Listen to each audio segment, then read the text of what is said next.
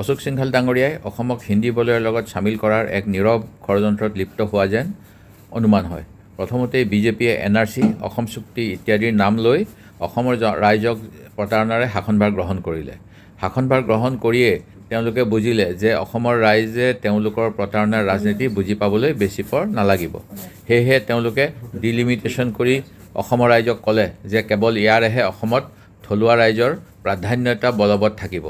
ডিলিমিটেশ্যনৰ যোগেৰে তেওঁলোকে নিজৰ আসনবোৰ যিয়ে যেনেধৰণে পাৰে তেনেধৰণে জনগাঁথনি স্থিৰ কৰি নিজৰ সুবিধামতে সজাই ল'লে। কিন্তু বিজেপিয়ে তাৰ পিছতো নিজৰ বিপৰ্যয় যে অৱশ্যম্ভাৱী সেয়া বুজি শেষত উপায়ন্তৰ হৈ বাহিৰৰ ৰাজ্যৰ পৰা ভাড়াতীয়া ভোটাৰ প্ৰতিটো সমষ্টিতে 5,000 বা 10,000 পৰ্যন্ত যোগ দিবলৈ অপচেষ্টা কৰিছে। মুছলিম সম্প্ৰদায়ৰ BLOসকলক ঠায়ে ঠায়ে বেআইনীভাৱে সলনি কৰি নিজৰ ইচ্ছানুসৰি ভোটাৰৰ নাম কাটিছে বা যোগ দিছে। কিন্তু গুমৰ ফাঁকবোৰ এতিয়া যিমানেই উন্মোচন হৈছে সিমানেই অশোক সিংঘালৰ দৰে বিজেপি নেতাই থৰকাচুটি হেৰুৱাই তেওঁলোকৰ প্ৰতাৰণাৰ প্ৰধান অস্ত্ৰ সভ্যতা সংস্কৃতিৰ দোহাই দি অসমৰ ৰাইজক বুজাবলৈ চেষ্টা কৰিছে যেন তেওঁলোক ধোৱা তুলসীৰ পাত। যিগৰাকী মন্ত্ৰীয়ে অচিনাকি শব্দটো শুদ্ধকৈ লিখিব নোৱাৰে তেওঁ এতিয়া অচিনাকিৰ ওপৰত ডক্টৰেট ডিগ্ৰীধাৰী হৈ অসমৰ ৰাইজক সংস্কৃতিৰ ৰক্ষাৰ পাঠ পঢ়াইছে। অসমৰ ইমূৰৰ পৰা সিমূৰলৈ তেওঁ ভ্ৰমণ কৰিছে। আমাৰ জাতীয় উৎসৱত তেওঁ অভ্যৰ্থনা গ্ৰহণ কৰিছে।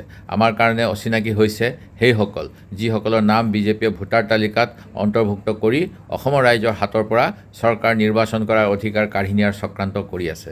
বিজেপিয়ে যদি সঁচাই ইমান উন্নয়ন কৰিছে তেন্তে ভাড়াত ভোটাৰ আনিব লগা কিয় হৈছে? প্ৰধানমন্ত্ৰীৰ ভ্ৰমণৰ সময়ত কোচবিহাৰৰ পৰা মানুহ কিয় আনিব লগা হৈছে?